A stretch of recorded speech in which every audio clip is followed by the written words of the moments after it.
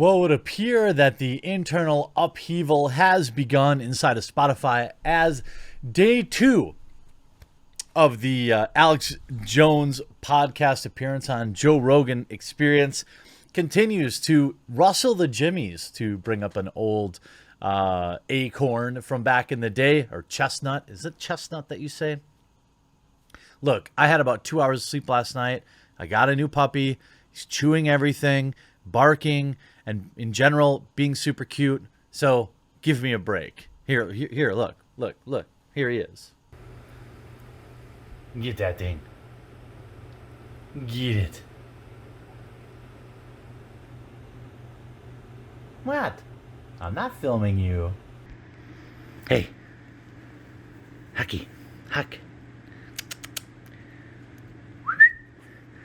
Hey, you. Are you doing good? Are you going pee outside like a big boy? Sort of. Now, I've noticed on my channel over the past 3 or 4 days, absolutely overall impressions have completely cratered. These videos aren't being seen. So over the next few days, I'm going to ask that people get extra involved by leaving likes and comments and making sure that you're subscribed. And if you think you are, make sure you're still subscribed and that you have notifications on, because I'm working on some data to put out another video on this later once I have more concrete evidence. But this is the second time I found my channel in what I would refer to as a type of quarantine. And it's also true of other fellow channels like Liberal Hive Mind and things like that. So we're going to talk about that. But it appears that a glitch happened at Spotify that removed the entire episode. Now, we could see Tim Dillon pointing out the number 1 episode on top charts, Joe Rogan Experience. Number 2, Joe Rogan Experience. Joe Rogan on Spotify has been an absolute boon. And of course, he types, people don't want censorship. That's right. The number 1 show on Spotify is the show that the 12 blue check marks on Twitter have been losing their minds over. Understand that, right? Like, the regular people want to be entertained. They want to consume the content.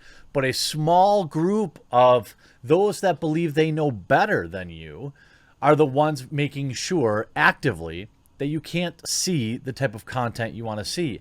You want to know how good it's going for Spotify since they brought Joe Rogan? Spotify's CFO, Joe Rogan Podcast, off to a strong start. Shares of the music streaming platform fell as much as 5% on Thursday as the company came up short on the bottom line amid investments in podcasts such as media personality Joe Rogan and former First Lady Michelle Obama, and ongoing enhancements to their business. Spotify's CFO Paul Vogel told Yahoo Finance that he is pleased with how the quarter shook out. The quarter was fantastic, Vogel said.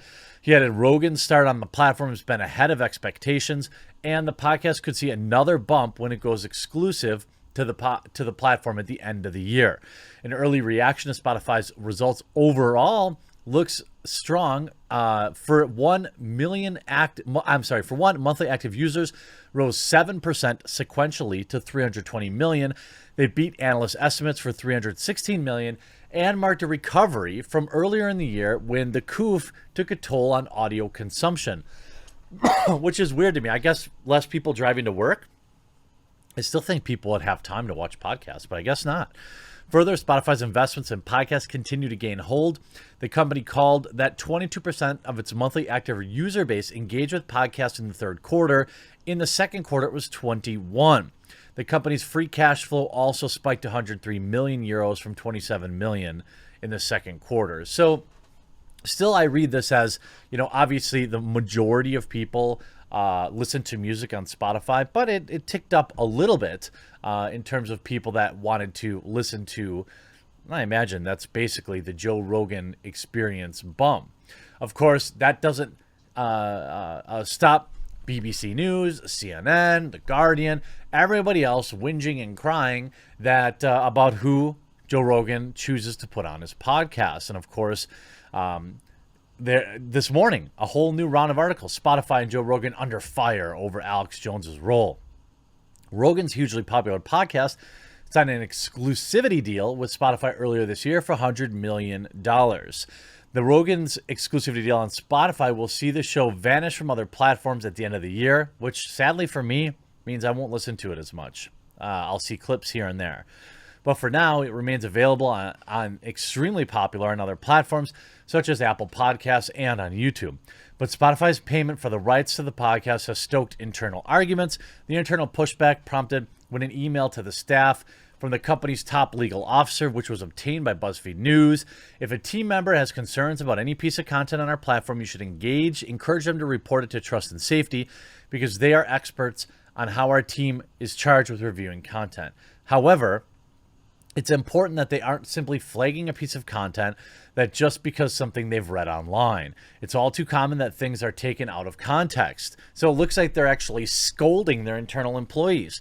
Among a number of talking points about the controversy listed in the email were that we're not going to ban specific individuals from being guests on other people's shows, as the episode show complies with our content policies.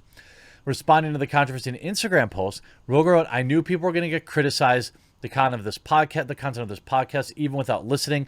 He claimed he fact-checked every single crazy thing he said, and that all of them were verified.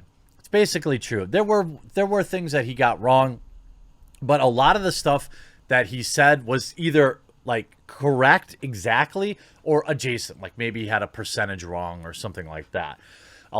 He said a lot of crazy but accurate things, and that's what I've been saying about him for years, Rogan concluded.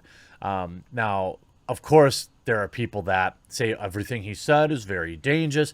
A lot of what was scientific nonsense. I don't think Joe Rogan knows what a fact check is.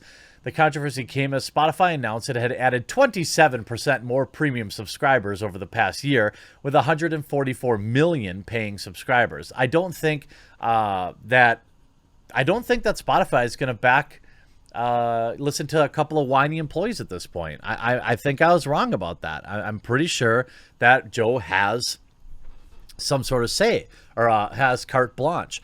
But what a coincidence. Joe Rogan explains why the Alex Jones podcast was briefly deleted from Spotify.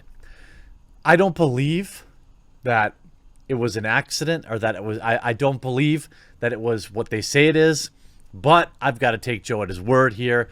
Now, fans noticed shortly after dropping, the episode was removed from Spotify. Unsurprisingly, many assumed it had been removed from the platform because Jones was famously banned from all social media, including Spotify last year. Rogan, however, confirmed that it wasn't actually a grand theory to censor Jones' bizarre views, but an actual, honest-to-God, technical glitch.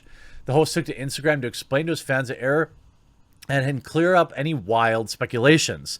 The thoughts about the show with the crazy host, he joked, the episode was uploaded to Spotify, had some cache issues, and it wasn't working correctly on some devices. So the engineers had Jamie re-upload it with the same date, thinking it would fix the problem, but still play for everyone like it was never missing, Rogan explained. Yeah, maybe. Rogan said that they were trying to fix the problem. It didn't work perfectly, which led to his phone getting hit up by people thinking it was removed. It works for me now, but some folks are still having trouble seeing it. He explained. They're working on it. Rogan went on to call the glitch classic and amazing for showing up only on that episode, which saw them discuss topics of variety of uncomfortable origins, I'll say it. It is, however, effing classic and amazing that this glitch only shows up on Alex's episode, Rogan said. A number of people said yesterday, October 28th, they took to Twitter to complain that the episode was missing, some still unconvinced at the technical error explanation. I'm not unconvinced either. I think somebody internally, you know what, I'm probably wrong. I fully admit that. I'm probably wrong. But sometimes it's, things are just a little, I mean, in 1,555 episodes uploaded on Spotify, has this ever happened before to Joe Rogan? Maybe it's more common than I think. You see Mark Dice saying, how long was Joe Rogan interview up missing for? Not sure I buy that the file had a cache issue and needed to get deleted and re-uploaded. sounds like a power struggle within Spotify. Remember, Joe gave some BS story when about a dozen or so of his most controversial episodes weren't transferred to Spotify. Is he really going to bite the hand that feeds him $100 million? Well, no, of course not. I wouldn't expect him to, but you know what? The fact that he actually had Alex on is kind of a big deal. I still wonder where these, this other dozen episodes, if they're ever going to be ported over to Spotify. And I also do agree with Mark that the answer Joe gave at that time was BS, and he's never really come back and given us a real reason. Of course, Rogan platforming, anytime someone uses that word, you know where they lie. After he'd been famously deplatformed, did not go well on Twitter this week. Yeah, again, #1 trending show on the entire platform.